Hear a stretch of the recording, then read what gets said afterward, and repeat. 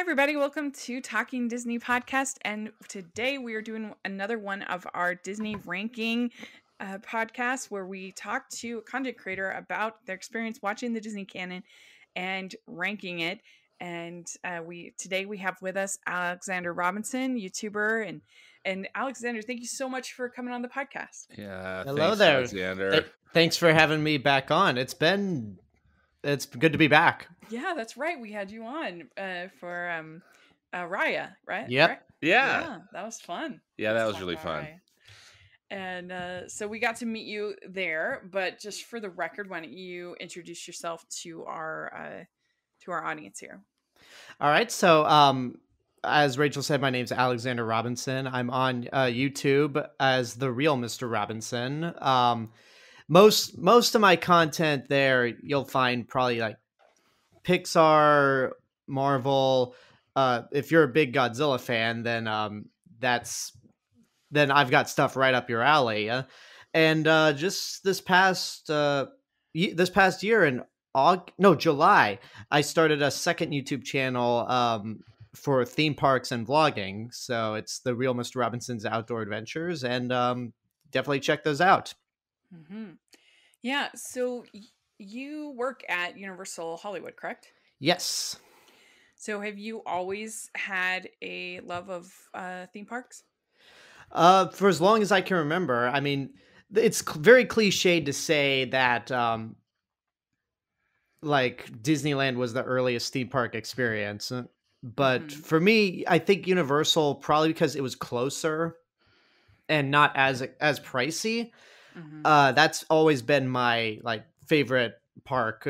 Even before I became an employee there, I was a pass holder for a good 13 years before being hired. Like my last annual pass actually expired 6 months into my employment.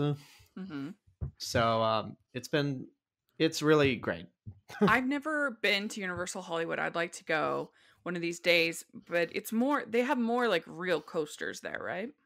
They have one, in terms of roller coasters, they have two. They have like a more family friendly coaster, Flight of the Hippogriff, and then they have their equivalent to Space Mountain, Revenge of the Mummy. Oh, okay. So it's indoor. Yeah, it's indoor. And the thing you got to keep in mind with Universal Studios Hollywood is that it's a pretty small theme park, but the fact that it has the studio tour kind of makes up for it, because that studio tour is so great. Yeah, because like the thing is, it was a studio first and the theme park second, unlike say Disney's Hollywood Studios or even Universal Studios Florida, where it was a theme park first, but then they tried to emulate the studio part, and it didn't really work. It didn't really work out, mainly for Universal Studios Florida.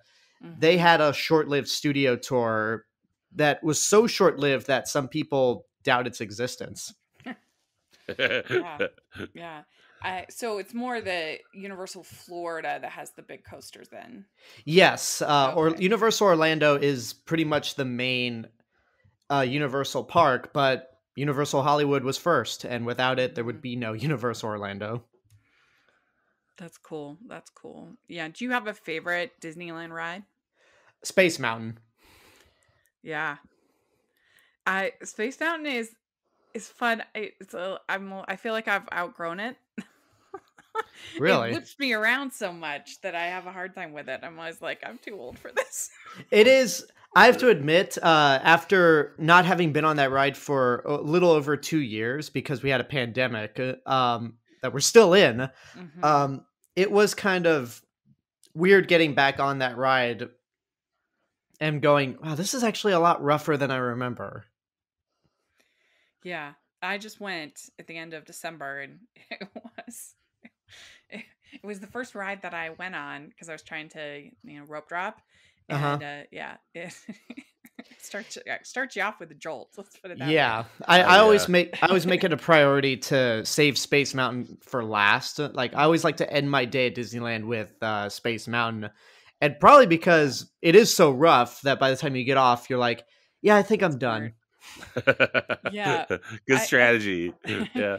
My favorite at Disneyland proper is probably the Haunted Mansion. I really, whether it's a holiday or non-holiday overlay, I really like that ride. That's a great one too. Yeah. Stanford, what's your favorite? Well, I kind of have three. A Space Mountain, Indiana Jones Adventure, and Peter Pan are really like my top Yeah. three. And then Pirates of the Caribbean is like right Yeah, that one's up there, and Haunted Mansion too. that Kind of one's my really top five. fun. Yeah. I did do Rise of the Resistance, and that was amazing. This last That's amazing. Yeah, I finally did Rise of the Resistance 2 weeks ago. Oh, nice. Yeah, because it was open for such a short period of time since it opened, and then the pandemic happening, that I didn't get the chance. So once I got my magic key, the first thing I did was go on Rise of the Resistance, and man, it definitely lived up to what everyone was saying about it. It's amazing. It almost feels unfair to compare it to the other stuff because it's like a whole attraction. It's not really a ride. I mean, it takes 25 minutes to go through the whole thing. Pretty much. Mm-hmm. Yeah. And I just haven't been able to ride it enough. I've been able to go on it twice, and I absolutely loved it. Mm-hmm. These other rides I've been able to go on a whole bunch, so I have problems ranking it because I feel like I need to ride it more. But maybe but it's so difficult. They make it so hard to ride it. I guess it's just more you have to take the time, right? If you're gonna either wait or pay the extra money or pretty much. I mean, I'm just glad they got rid of the lottery system style. Yeah, that virtual queue. Because I heard horror stories about it, and it's one of the reasons why I'm kind of glad I waited this long to go on it. Oh yeah, good call. So I didn't have to deal with it. Yeah, it's nice that you can either just pay to go on the ride when you want to go, or have the option of waiting if if that's what you want to do. Yeah, still no single rider line though. And that's one thing that Universal always has had an advantage of over Disney, is that nearly 90% of their rides have single rider options. Yeah. Alexander, what is the most popular ride at Universal Hollywood? It's been years since I've been there. I have not been there since they've added the Harry Potter additions to the Harry Potter attractions. I mean, well, right now I would say either Jurassic World or Secret Life of Pets off the leash. Oh, okay. Secret Life of Pets is pretty much like a Fantasyland style dark ride. And it's been a while since Universal has had one of those. They've had one, yeah. The last one I can recall was E.T. Adventure, which is still at Florida, but it's no longer in California, right? But it's still in Florida. No, it hasn't been in Hollywood since 2003. Oh wow, okay, so nearly 20 years ago. But for some reason, the Simpsons ride there is always the longest wait. Oh really? Wow. Yeah, and it's kind of perplexing. Not that it's a bad ride, but it's a ride that has been there since 2008. And it's never, according to some Florida vloggers, it's never that long in Universal Studios Florida. So interesting. Yeah, I've tried to figure out why the Simpsons ride is that long a wait. Well, especially interesting because now the Disney owns Simpsons. Kind of ironic. Yeah. Yeah. So you just finished your Disney Canon watch. Yes. And making up for, you had some that you'd already reviewed, so you didn't re-review those, but going through all the way up until I think was Wreck-It Ralph. Yes, all the way from Snow White and the Seven Dwarfs to Wreck-It Ralph. Yeah. So what inspired you to review the canon? Well, one of the things I always had a tradition on my channel was I wanted to try to do some big, spectacular, long series of reviews. At my very first YouTube channel, where I actually started reviewing movies, I did all the Godzilla films. And then I didn't do anything for 2014 on the current channel that I have now. And then it seems like every year I try to do something like a long scale series of reviews, whether it be the Pixar catalog, um, the Godzilla movies again, because I wanted to do a more updated series of reviews. The King Kong movies.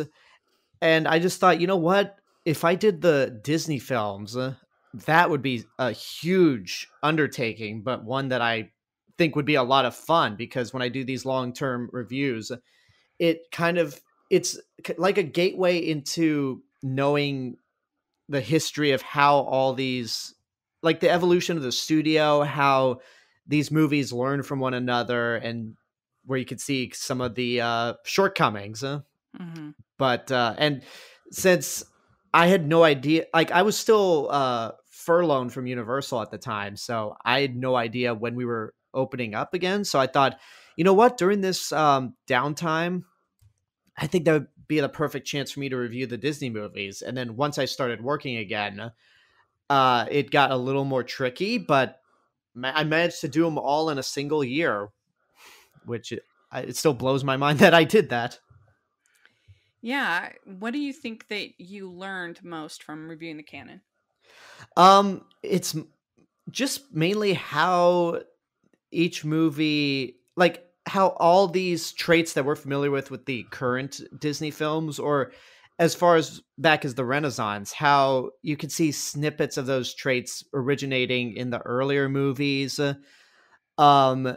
The fact that a lot of people criticize Disney as a company for being completely unoriginal.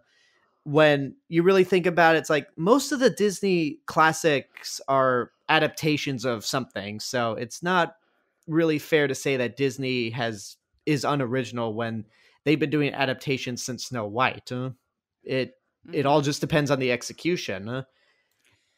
Yeah. Well, I mean, they haven't been doing, I mean, I guess if you consider Frozen an adaptation, but it's not very much. They've been doing kind of either sequels or original stories a lot recently. Yeah. But they're kind of on a certain template, so maybe it doesn't feel as original as it otherwise would normally feel. I can definitely see that, because the thing I noticed, it's like, maybe it's because most people have seen these movies at a young age, but it seems like these adaptations, while they might not be completely faithful to the original source material, they're certainly the most famous adaptations. Sure. Yeah, definitely. Well, I was thinking about, because we've recorded 2 of these, which the listeners will have heard. These were talking about rankings episodes with Dave Lee and then with Sean Chandler. And I thought, okay, we need to switch it up just a little bit so that they don't get bored with Stanford and I talking about the same rankings. So I thought it would be fun to instead look at your top 10 and your bottom 10. And as we did so, I think we'd end up kind of talking about each of the eras as we went. So trying something different this time. And it's interesting because you have some different opinions, which is what is fun and is great about doing a podcast, and some same opinions. But yeah, let's dive in. So what do you have, Alexander, at number 10? In terms of all of them? Mm-hmm. That would be 1953's Peter Pan. Yeah. So what do you love about Peter Pan? Well, the thing, I think, because this may have been, as a kid, this was one of the 2 Disney movies that I watched on repeat. I'm one of those weird 90s kids that didn't rewatch the Renaissance films as much as I probably should have, because my parents exposed me to the movies of the Golden Age and Silver Age. And Peter Pan always stuck out to me because, I mean, the main character was a boy who never wanted to grow up. He could fly. You had this faraway place with Neverland. It's got some great songs, beautiful animation. But it's like the thing that keeps it from being much higher is that I think it's kind of an obvious one. It's not culturally sensitive, or it's not culturally appropriate. Yeah, I mean that's still pretty high though to have it at 10. Yeah. But I know Stanford agrees with you. Well, I was so happy to see that it was in your top 10, Alexander, because it's a movie that I loved as a child, and it just really stuck with me. And I agree with you. The cultural depictions are difficult, and unfortunate. But Yeah. I have this film at number 4 just because I love it so much. As we talked about, it's one of my favorite rides at Disneyland too. The Peter Pan's flight. Oh yeah, and I just love it very much. It is kind of weird though when you think about it. There are parts in Disney's history where they're so concerned about like being, I guess, politically correct. I'm trying to figure out the best way to phrase it, but they'll like erase stuff like Sunflower from Fantasia or Song of the South completely. And yet the Native Americans still pop up in Peter Pan's flight at the Disney parks. Yeah. Like they'll do a lot of modifications to their rides, but that's still there. Well, yeah, I mean, technically Song of the South is still at Disneyland. They announced it, but they haven't at all the parks in Splash Mountain, so it's still That's there. true, but I mean they don't have. Well, I mean, I guess the actual Brer Fox, Brer Bear, and Brer Rabbit, they do have those, like, they are kind of stereotypes in themselves of the time, but those rides don't have Uncle Remus, so I think that's true. Aside from Zippity Doo-Dah. That's true. But yeah, no, that's true. I have Peter Pan at 40. It's never been a favorite of mine, although I do appreciate it for things. I do really enjoy most of the songs. Obviously not the Red Man song, but the rest of the songs I like. And I love the Mary Blair artwork. Art design is always so beautiful. And so I appreciate it, but I don't know.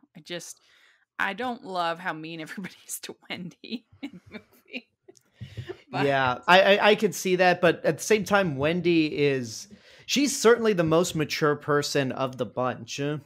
Like, she is definitely the voice of authority. Yeah. Although there is that one moment when they all go back to Hangman's Tree. A kids movie. Right. Where she's just saying that beautiful mother song, and like then they're trying to kill her. No! What I was gonna say is how she's trying to like have them just calm down and stop acting like the natives. But then she says, I forget the exact quote, but something along the lines of, "Now, do you want to grow up to be a savage?" I'm like, no. It's awkward. All right. Well, what is your number 9? Number 9, I know I have I'm actually gonna do a swap on this show because I actually had time to think about this. Okay. Number 9 is actually Princess and the Frog. Okay. When I sent you my list, it was actually at number 8, but I had a little time to think about it. So tell us what you love about Princess and the Frog. Well, it came out at a time when so this is something I'll elaborate on when we get to my bottom 10. But there was a period of time where I was kind of in an anti-animation phase. Like, I just kind of looked at Disney and maybe a little bit of Pixar as just kid stuff. And I didn't break out of it until WALL-E. And then once I watched WALL-E and fell in love with it, I just started revisiting a lot of the older Disney movies. And by the time Princess and the Frog was coming out, I was excited because new 2D Disney animated movie from the same duo that made Little Mermaid and Aladdin, Ron Clements and John Musker. And I've seen it. I saw it several times when it came out, and it just, I don't know, it has that really nice appeal where it's got good humor, good songs. The story is a bit, it's there. It's not terrible, but it's not all that amazing either. And I think it's got a great villain with Keith Richards as the Shadow Man. For my money, I think he's probably the last great Disney villain, because we haven't had those in a while. Yeah, I mean, I do agree. I miss the real Disney villains. I mean, I would say Tangled was the last one that we got with Mother Gothel, just the next year later. But yeah, I do miss the villains. As you know from listening to our Dave Lee episode, we're both pretty low on Princess and the Frog. I have it at 42. And I have it at Wow. 54. When I first saw it, I was very disappointed. I guess I was expecting something different from a Disney princess movie. The fact that she's a frog almost the whole movie was disappointing. I've never loved Naveen. I always thought he was kind of slimy. And the music, though, I do enjoy. I like the music, and I appreciate that they were trying to tell an American folk tale, but I just didn't love the use of voodoo and the way that they portrayed it in the movie. So yeah, that one's not my favorite, but I understand why some people, including yourself, really enjoy it. I don't know. You feel pretty close to me on that one, right, Stanford? Yeah, it's a movie that I wanted desperately to love. I was so excited about it. That Disney was returning to 2D animation for it, and there was just so much that was wonderful about it. An American fairy tale, music by Randy Newman, African American princess. I just was so happy about it all. For me, it's the story. I just thought it just fell apart for me. As you mentioned, Rachel, Tiana's a frog for so much of it. I was so sad that Little Ray died, and then the voodoo part was troubling. I thought that out in the bayou when they're dealing with those frog catchers or whatever, that felt like it was about 2 hours long, that whole sequence. And anyway, a lot of story issues for me. Yeah, that as much as I love this movie, that frog catcher scene definitely kind of came and went and didn't really go anywhere afterwards. But I'm really excited about this Tiana series that they're developing for Disney Plus, and I just feel like I hope that that's gonna bring back the good feelings. Yeah, me too. I'm looking forward to that, and I think that whenever they do, if they actually do this Splash Mountain renovation, then I think that could be fun. Yeah, it's got a tremendous potential. I'm excited about that too. I hope that's because Splash Mountain certainly is one of those rides where I feel like it gets by on two things: on nostalgia over a movie that Disney has kind of erased from existence. Yeah, and also it's the ride that you only go to if it's boiling hot and you just need to. Yeah. Although apparently, from what I know, you don't get that wet on the Magic Kingdom version. Yeah, oh, really? It's true. You don't. Yeah. Whereas with the Disneyland version, you get drenched, hammered. Yeah. Yeah. Last time I went when it was raining because I was like, I'm already wet. Who cares? But it was fun. It is nice that it's such a long ride. It's like 12 minutes. So that's kind of fun. But all right. Well, what is your number 8? So my number 8, which was originally my number 9 until just now, Tangled. Mm-hmm. And I thought, for some reason, this was my favorite of the revival era. But then I looked at number 7. I'm like, oh, wait, no, that's there. So Tangled, the reason why this was a movie that I only saw once prior to doing my reviews. And it reminds me very much of The Emperor's New Groove, where it's so much funnier than I remember. It's the movie that obviously defined the era that we're in right now, where Disney finally knew how to do computer animation without aping Pixar or even DreamWorks to a certain extent. The story is much more straightforward and makes a lot more sense. Both Mandy Moore and Zachary Levi are great. Maximus I don't think there needs to be much that's said about Maximus the horse.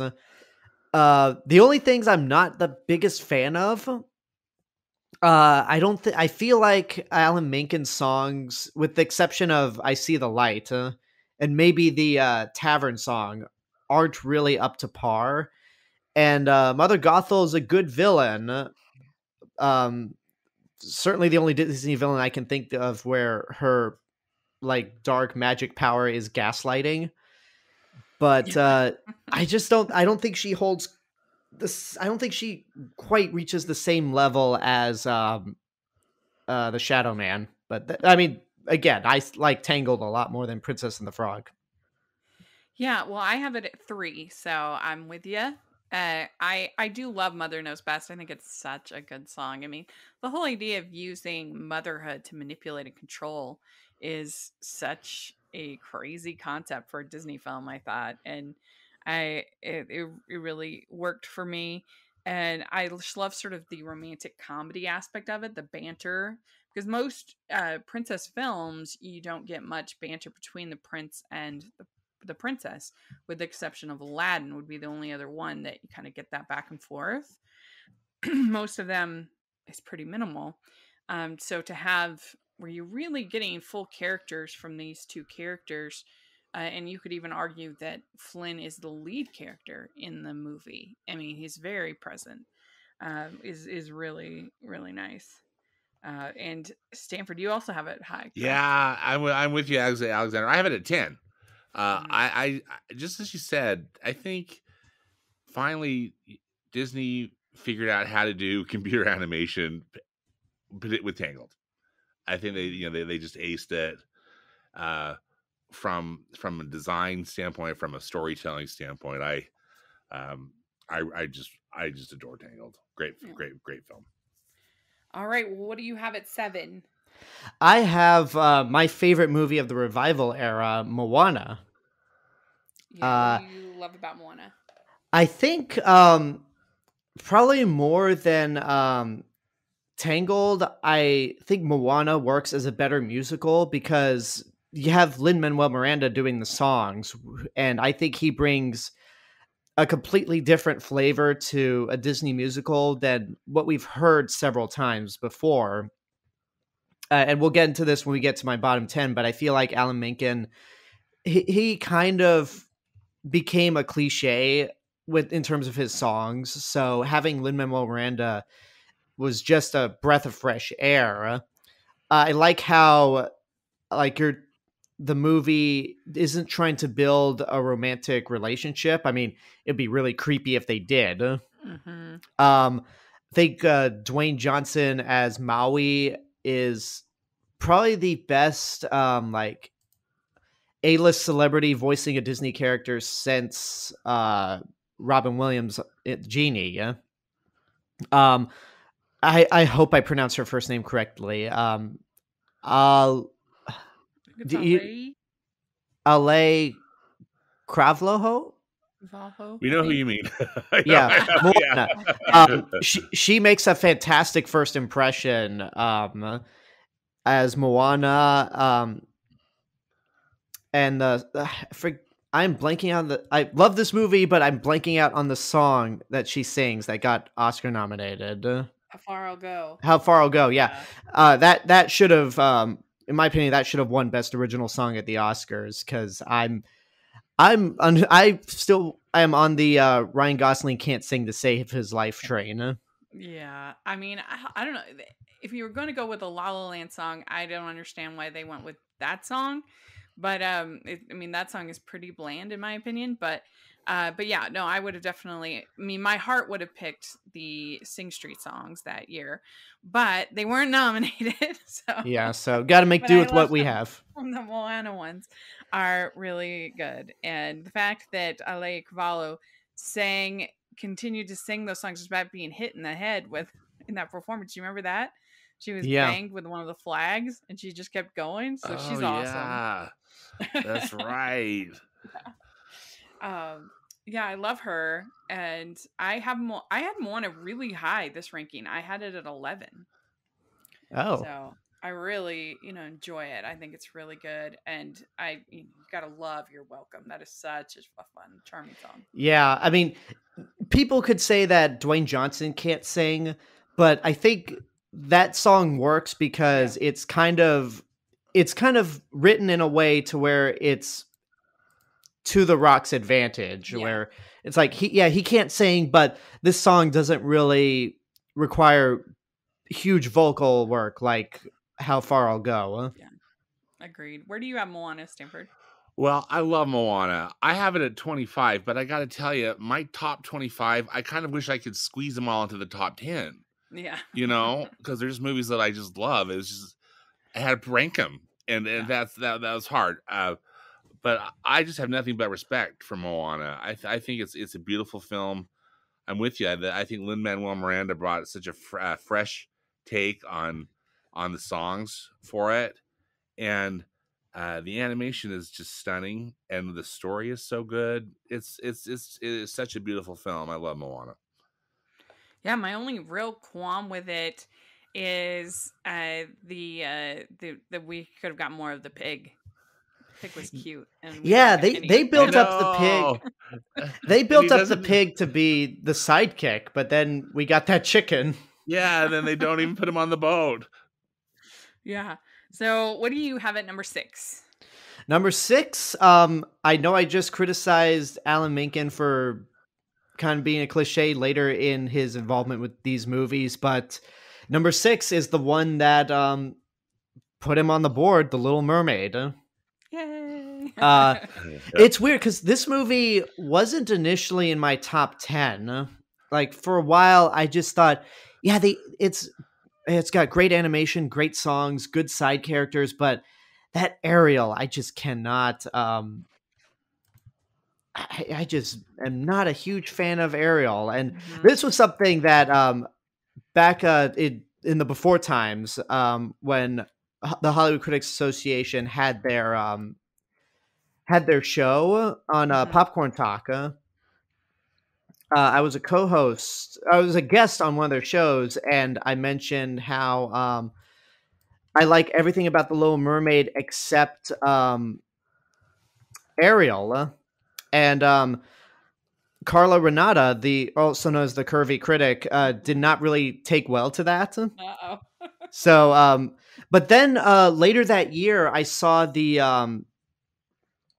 Little Mermaid like live show that they did because one of my friends was a puppeteer in that show, and I thought all the puppeteering stuff was just kind of bad. I mean, they butchered "Kiss the Girl" in my opinion, but it did a weird thing. If for anyone who saw it, they did a weird thing where they played the movie in between the live segments, and it was like watching the movie with a new mindset. And I'm like, you know what? I mean, Ariel's just a kid. Sorry, you're not. At 16 years old, you are still a child. Yeah. But it's like, you know what? She's a kid. And I really was wrong about her at the end of the day, because like she doesn't know that much better. And when she's on dry land, interacting with Prince Eric, it sucks that she doesn't have her voice, but that's where you get to see a lot of her personality come into play. And I just think there are certainly there's some worse influences for young girls if they want to look up to a Disney princess. Yeah, I mean, I've always at least defended Ariel in people say, oh, she gave up her voice for a man, which isn't true because she always wanted to go on land. She had the whole grotto before she even met him. She sang Part of Your World before she even met him. So I will at least defend my girl on that level. The Little Mermaid was the first movie I ever really loved. It was a huge influence both musically and cinematically on my life. I have it at number 2. I love it. And just the attention to detail that they had with the when they went to animate A Million Bubbles is just, you can feel that there, I think. And I don't know, Howard Ashman was just such a genius. He Um, was, which is kind of why I think Alan Menken kind of fumbled later in his career with Disney because you didn't have Howard Ashman around to write the yeah. lyrics. Yeah, I don't think Glenn Slater is quite. I mean, he's not up on. Nobody's up on Howard Ashman's level. I mean, he's still Yeah, who did Tangled. He's still talented, but right. well, what about you, Stanford? Where do you have Little Mermaid? I have the Little Mermaid at 12, and Yeah, it's just one of the best. I think it deserves all the accolades that it gets. I think Ariel is a terrific character. Actually, I love all the characters in it, and the music is just A plus. And yeah, it's just Howard Ashman. What a genius, and just what a loss. It's just always makes me very sad. To think about what he might have been able to create. Had he lived longer, but aren't we? I'm just grateful for what we do have, and Little Mermaid is one of them, and it's a terrific film. Yeah. All right. So what do you have at number 5? All right. Well, now we get to the point where my top 5 have all ranked in my top 100 favorite movies of all time. Oh, cool. Okay. So, it's going to be a pain to try to figure out. Oh no, maybe I can find out where they rank in my overall list. But number 5. I have. Give me a second. I have my Disney list up. I'm trying to find my overall list. All right, number 5, which is at number 97 in my top 100, is The Lion King. Like, this was a movie that I actually didn't watch a whole lot. Like, I know it was the highest grossing movie of the Renaissance, and the highest grossing 2D animated movie overall, but some reason this was not on loop in my household. But then I kind of rediscovered it during its 3D re-release. My brother and I decided, because it was getting a lot of word of mouth, my brother and I decided, you know what, let's go see The Lion King. Because we don't own it. This is a movie we haven't seen in a while, so why not? And it was like watching it for the first time. It's got this huge grand scope to it. The songs are great. Hans Zimmer's score, the only score that he's won an Oscar for as of now. We'll see if he wins for Dune, but it's fantastic. I really like all the characters. The only downside is that it results in, I think, probably the worst of the live action, and I use that in quote fingers, reimaginings. But I mean, that's get me started on that. Oh my gosh. Yeah, but that's more a mark against the new movie and not so much a mark against this one right here. Yeah. So I have it at 8, so I'm very high on it as well. I love The Lion King. It came out when I was 13, so I was sort of in that like not as into animation kind of phase.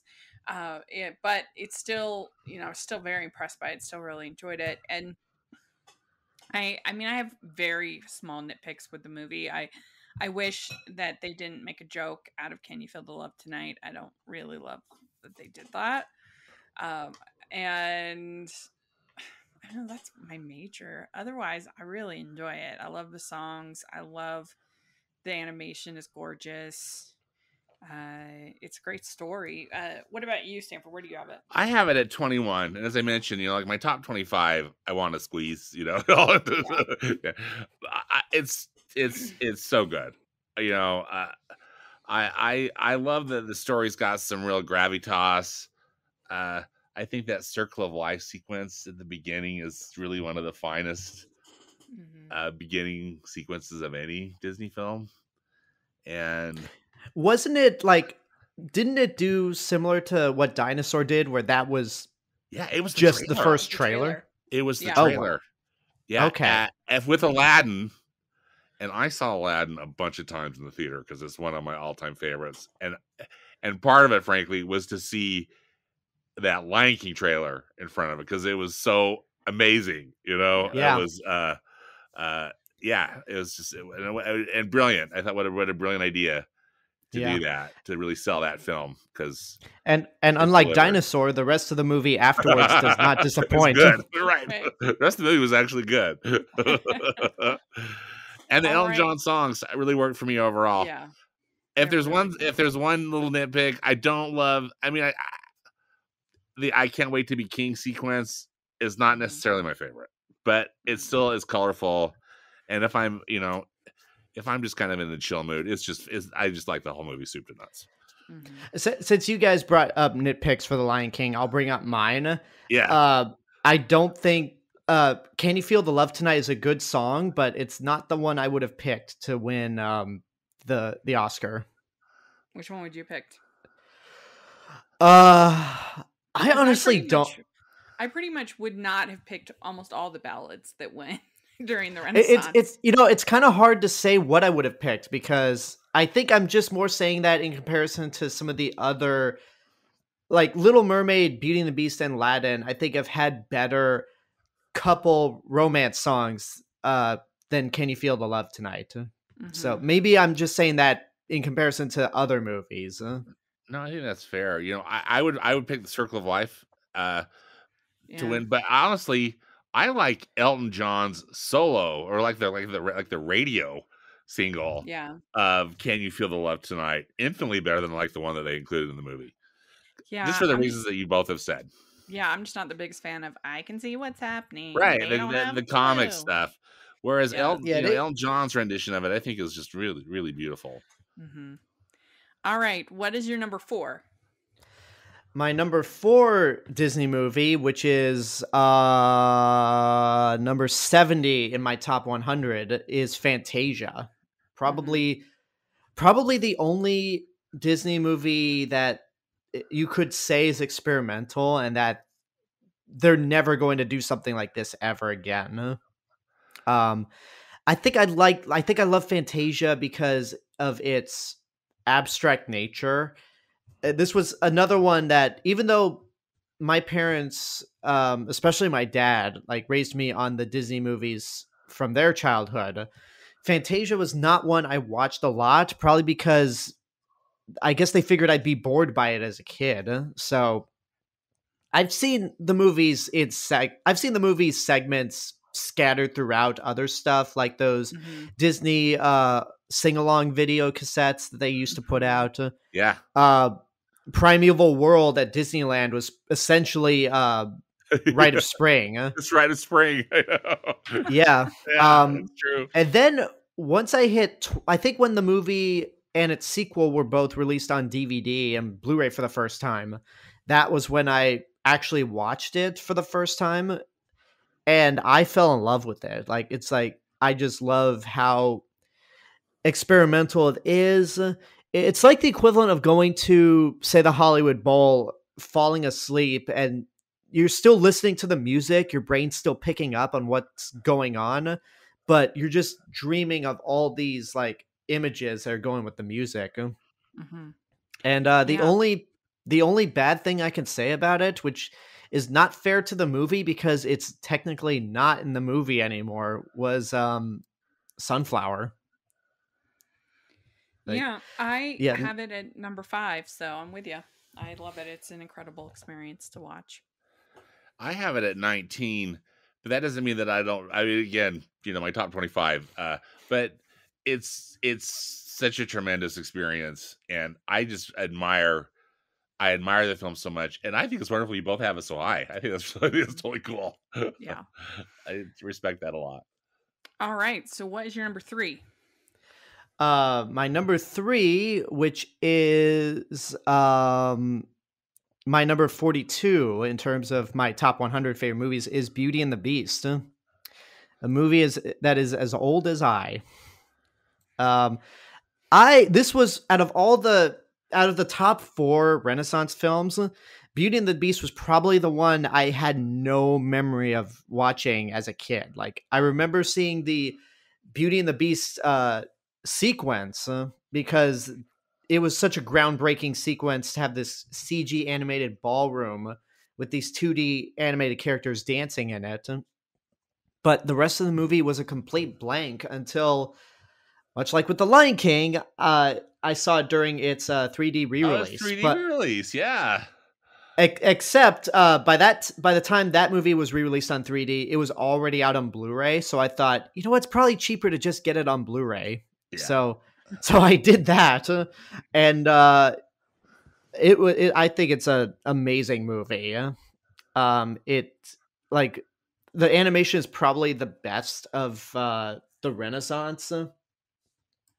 The songs are absolute perfection. And it is a shame that this was Howard Ashman's last full work in terms of a Disney movie. He did work on Aladdin, but he passed during like halfway through. Yeah. This probably the first believable like romance between in a Disney movie. And I guess I don't know, maybe I'm not in the right to talk about Belle and the whole situation that people have with her having Stockholm syndrome, but I never bought into that argument. No. Because it's like, if she had Stockholm syndrome, she would not have left the castle once the beast told her to get out. Exactly. And she by all means should have like, she stays behind because the beast saved her life, not because he kidnapped her. And he doesn't really treat her as a prisoner throughout the rest of the movie. Yeah, and she had made a vow. Yeah. I mean, yeah, I agree. It's just so many like arguments, but yeah, it's just so many arguments of her having Stockholm syndrome that like even as a joke, it's just kind of like, you didn't really pay attention to the movie, did you? It's my number one. I go back and forth between Little Mermaid being number one and Beauty and the Beast might be my number one. They're my two favorite for sure, and I love both of them, adore both of them.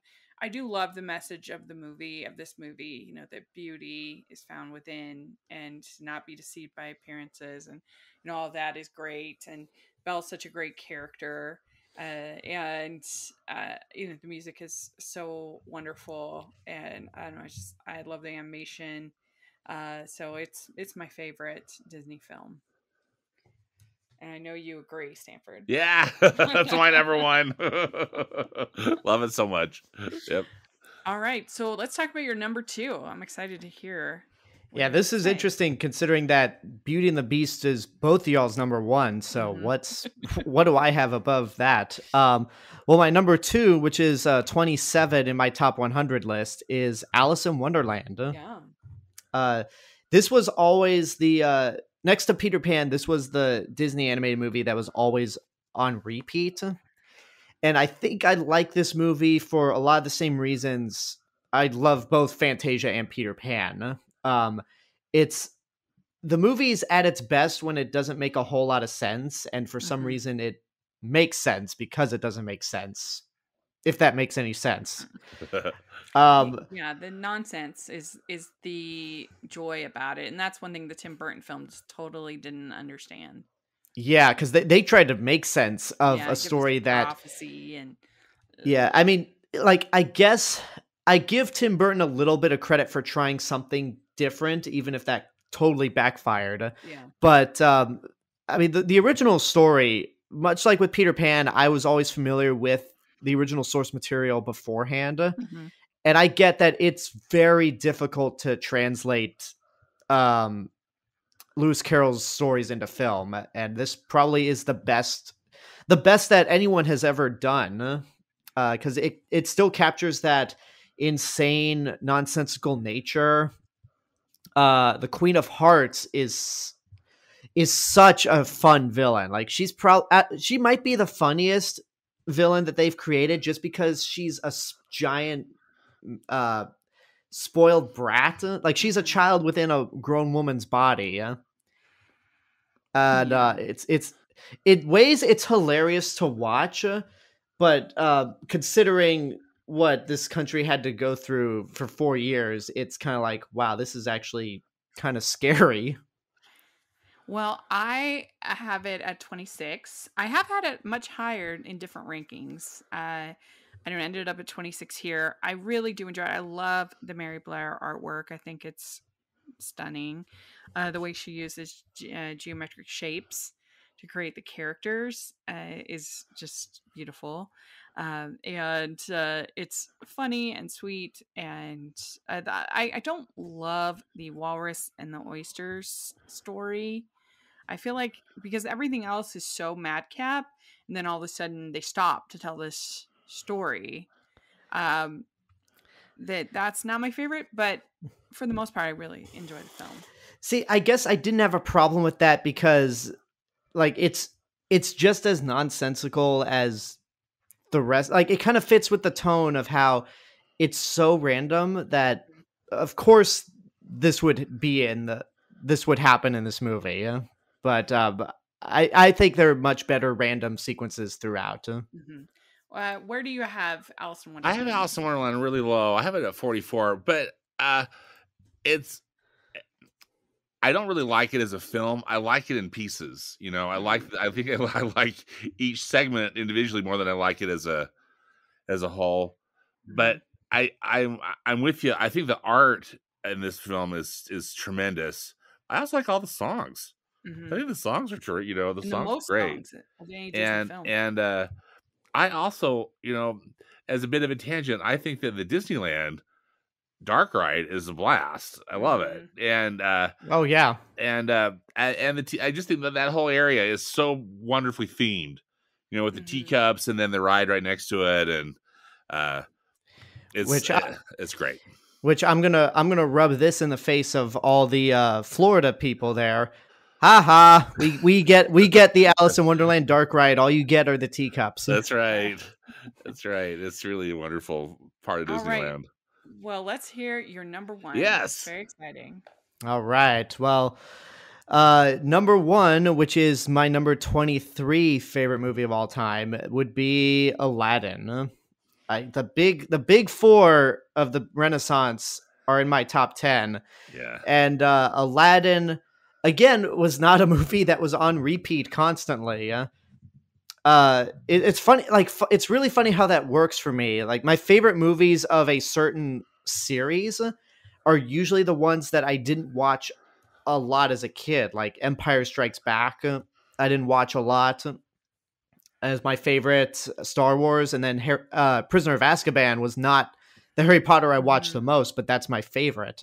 Yeah. I think Aladdin, what makes Aladdin work for me much more than some of the other Disney movies is that, much like with Peter Pan, it's more tailored towards boys. I know that's kind of sexist to say, but it's just kind of more appealing in that end. I think the chemistry with Aladdin and Jasmine is just magic. And I kind of make a defense for like Aladdin lying to Jasmine, because I feel like at the end of the day, she kind of sees through him. She's not entirely fooled by his prince chick, but she liked the street rat that she met earlier in the movie, and she disguised herself as a peasant as well. So I don't know, it kind of works both ways. The songs are fantastic, and even though Howard Ashman didn't finish this movie, I think Tim Rice did a fantastic job filling in with the rest of the lyrics. And then, I mean, Robin Williams as the genie. Like the only bad thing about Robin Williams' Genie is that Disney had this mindset of, we need to do this with every one of our movies where we get A-list comedians or celebrities, and sometimes it works. I think it works for Dwayne Johnson and in Moana, and I think Awkwafina in Raya and the Last Dragon.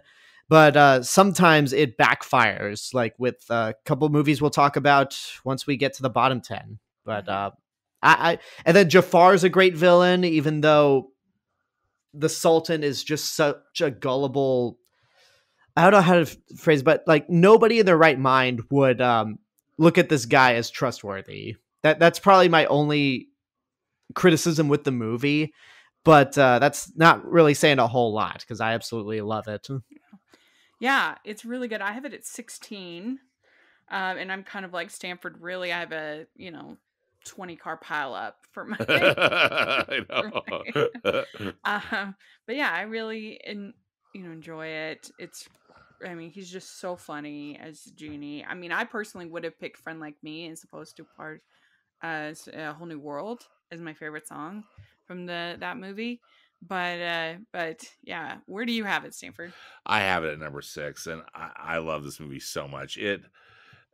I mean, this, ranking these, as Rachel does, is so hard for me to do. And I almost wish that I could have this higher, but these other films I that I have in between number 1, I love so much too. But it's fantastic for all the reasons that you said. I adore Aladdin. Mm-hmm. Yeah. Well, we don't have time to go through all of your bottom 10, but let me just ask about a few of them. Okay. Yes. So you have Cinderella at 51. Tell us a little bit about that. Well, this was a movie that I did watch not as often as Peter Pan or Alice in Wonderland as a kid, but it definitely was. I watched it more than Little Mermaid or Aladdin. I'll say that much. But rewatching it as an adult, it really didn't work for me. Like I just thought, I get this was a means to try to get Disney back into making full theatrical movies, since they spent a good chunk of the 40s doing these package films. But I just didn't think. I mean, there's stuff. I don't hate this movie. I feel like Cinderella herself is a very patient character, and I really admire her for that. Bippity Boppity Boop is a great song. It's got a fantastic art style to it, although I think Sleeping Beauty is much better in terms of artistry. My big problems with the movie is that I feel like it just kind of ends. There's too much emphasis on some of the side characters, like the king. The prince is a non-character at all. Like he's more of a blank slate than the prince in Snow White. And rewatching this movie as an adult, especially in a post Despicable Me world, the mice just kind of, I don't know, they really reminded me of the Minions in terms of the way they act, the way they talk. It didn't really work for me this time around. Yeah, interesting. Yeah, another one with that Mary Blair artwork. Just beautiful. I have it at 4, so we're on different ends. And I have it at 3. Yeah. It's interesting. That's very good. Okay, and then your bottom 3, you have Fun and Fancy Free, 58, Home on the Range at 59, and Chicken Little at 60. So, ooh. And we're pretty much on the same page. I think we're all it's the part of that. Yeah, because I heard the Chicken Little. Ugh. Yeah, the episode you guys with Dave Lee, I could tell like all of you had a hatred for Home on the Range. And I have it at 60. I have Chicken Little at 58. And I have Fun and Fancy Free at 53. So yeah. All right. Well, I guess we'll save the big bomb for last. Fun and Fancy Free. I actually watched for the first. Okay, not for the first time, because I'd seen most of the package film segments individually, because that's how they were released on VHS in my lifetime. But this was the first time I saw both of them in one, and I actually watched it soon after you guys had me on for the Raya episode. And I've always seen the bongo segment, but it didn't. Some reason Dinah Shore's narration and singing just felt very out of place and unnecessary. And well, that whole "say it with a slap" is just bizarre. Yeah, and then once we get to Mickey and the Beanstalk, I've always watched it as its own segment, and as its own segment, it actually works pretty well. The only thing that kills it, though, is you have as a full movie as part of Fun and Fancy Free, is you have these really bizarre Edgar Bergen segments. Like where it just cuts away to him with these kids and these ventriloquist dummies, and Charlie McCarthy. It literally stops the movie. Like it stops the story. It's not interesting at all. It's so distracting. This was really a struggle to get through. Yeah, it's pretty rough. I agree. It's I don't know. Yeah, I have it very low as well. Where do you I have have it at number 50. Yeah, I have Final Fantasy 50. Yeah, 50. Chicken Little at 57. Home in the Range at 58. Yeah. For me, the lowest one is the Black Cauldron. But it's yeah. I mean, we'll get to my 59, but Black Cauldron's 46 for me. Yeah. I don't think it's good, but it's definitely it walked so the Renaissance movies could run, because the animation in that movie is really next level. Like you could tell they spent every penny was spent on that animation. It's just everything surrounding the movie is not good. Yeah, but the animation is so cool, and it's it was such a missed opportunity. I think I'm so sorry that it wasn't a better film. Yeah, and speaking of movies I watched for the first time to do these reviews, Home on the Range. Oh dear, it was your first time. Oh, hopefully first and last. It probably will be. Because I mean, I went into Home on the Range not expecting good things. Right. Like, because. And there was that. Is this a rumor, or has this been confirmed that Disney purposely made this as bad as it was to just kind of move on and do 3D animation? I don't know. That's a rumor. It's a rumor, but you can understand how there could be some truth behind it, but who knows? Yeah. So I guess I don't know. This movie was. It wasn't as bad as I expected it to be, but it was still pretty terrible. I mean, there's only so much I can take of Roseanne Barr.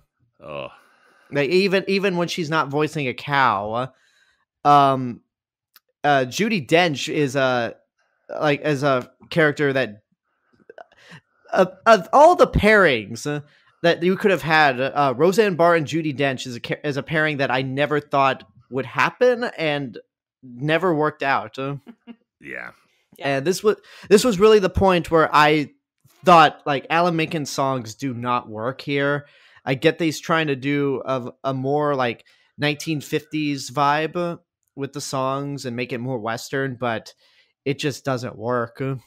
I mean, but I think that's probably the best part of the movie. I mean, that's how bad most of it is. I mean, I think the best part of the movie is Jennifer Tilly. She has some moments. Yeah. And then the only good thing probably the best thing I could say about it is that Tangled took Cuba Gooding Jr.'s character, Buck, and decided to just make that a better character with Maximus. Mm-hmm. Like, let's just not have him talk, but let's give him that energetic vibe. And then you've got Maximus. Yeah. Well, very good. Thank you so much for coming and talking about your ranking with us. This was so much fun. Oh, yeah. And then Chicken Little just sucks completely. Like, sorry, I had to bring that up. It was basically Chicken Little was the movie that turned me away from animation up until WALL-E came out. So that's all I need to say about it, because I don't need to beat this dead horse. Yeah. It's so unpleasant to watch. So with you there on that one.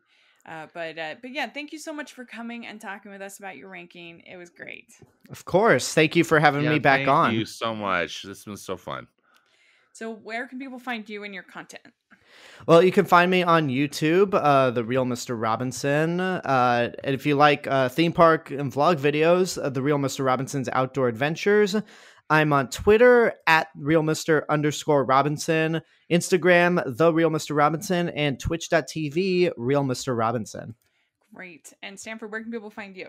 On Twitter, I'm at Stanford Clark. I have a movie podcast and blog at moviespastandpresent.com. And follow me on Instagram. It's at Movies PAP, as in past and present. Great. And you can find me at Rachel's Reviews, all of our social media, iTunes, YouTube, and on Rotten Tomatoes. So please check that out. And if you're listening on iTunes, please leave your ratings and reviews. That helps us so much. And if you are listening on YouTube, please give the video a thumbs up and subscribe to the channel. Appreciate that so much. We also have the Patreon group and merch store. You can get hashtag Animation Junkie shirts, and all that information is in the description. So thanks so much, everybody. And we'll talk to you all next month. Bye, everyone. Bye-bye. Bye.